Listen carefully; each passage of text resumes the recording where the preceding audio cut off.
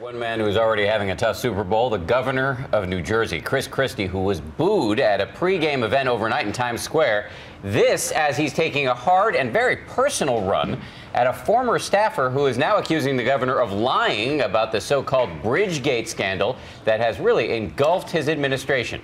ABC's Rena Nine is on the story. Rena, good morning. Hey, good morning to you, Dan. He was once dubbed the eyes and ears for Christie at the Port Authority.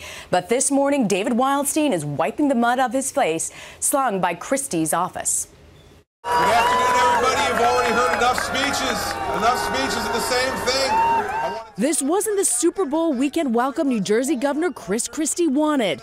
Now Christie is on the attack, taking aim at former ally and transportation official David Wildstein, who alleges there's proof Christie knew about the GW Bridge lane closure earlier than he claims. In an email to friends and family obtained by ABC News, the governor's office went after Wildstein, claiming a controversial tenure as mayor of Livingston who made moves that were not productive. Christie piled on the political power, quoting Fort Lee Mayor Mark Sokolich, who highlighted what he describes as Wildstein's credibility issues, and even mudslinging from the 70s, writing that Wildstein was accused of deceptive behavior by his high school social studies teacher. Christie's bottom line, David Wildstein will do and say anything to save David Wildstein. Good evening, guys. How are you? But some wondering how the New Jersey governor could now be attacking so aggressively the man he trusted and put into a position of power. Much like the game on this field, the psychological warfare can't be ignored with new attack ads. Maybe the folks in Washington, D.C. should tune in their TVs right now. Some believe the damage is done. The governor really thought that this would be his crowning achievement, that he would really kick off his presidential campaign essentially at the Super Bowl.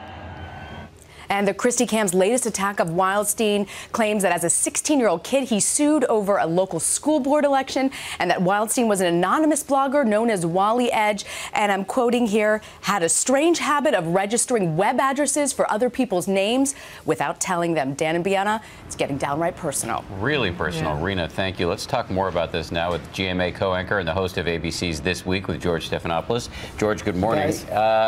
Rena raised this question, but how effective are these attacks likely to be, given that Christie hired Wildstein in the first place? It's an excellent point, but it really all depends on what Wildstein has. Remember that letter from his lawyer on Friday said that evidence exists that Christie wasn't telling the whole truth at that press conference about what he knew about the traffic. Doesn't necessarily say he has the evidence. This is all going to come down to what exactly Wildstein's testimony is to all these investigations and whether he can prove that Christie wasn't telling the truth. Meantime, he was seen as a front-runner for the Republican Party for 2016. Yesterday, we had ABC News analyst Matt Dowd on the show, and he said that the chances of Christie now becoming president of the United States are about the same as Amanda Knox going on vacation in Italy. So pretty low.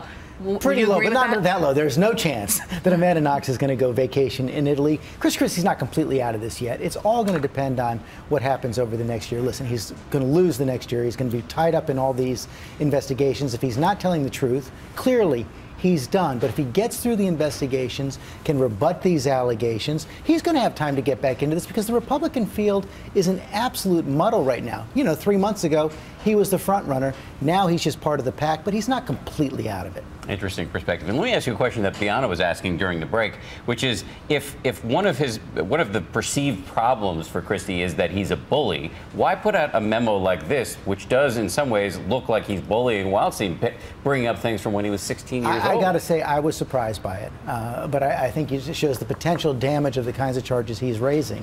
You know, when he's saying that Christie didn't tell the truth at that press conference we see right there, that is an incredibly damaging, possibly fatal charge. They have to muddy up his credibility, but I was surprised they went all the way back to high school on that one. This is clearly not the way Christie wanted to spend Super Bowl weekend. Nope. No, and not those boos last night either. Yeah, as well. George, great to see you. Thanks. Thanks, guys. Thanks, George. And George will have his guests, and there'll much more coming up later on ABC's This Week. Now to Ron Claiborne with the morning's other top stories.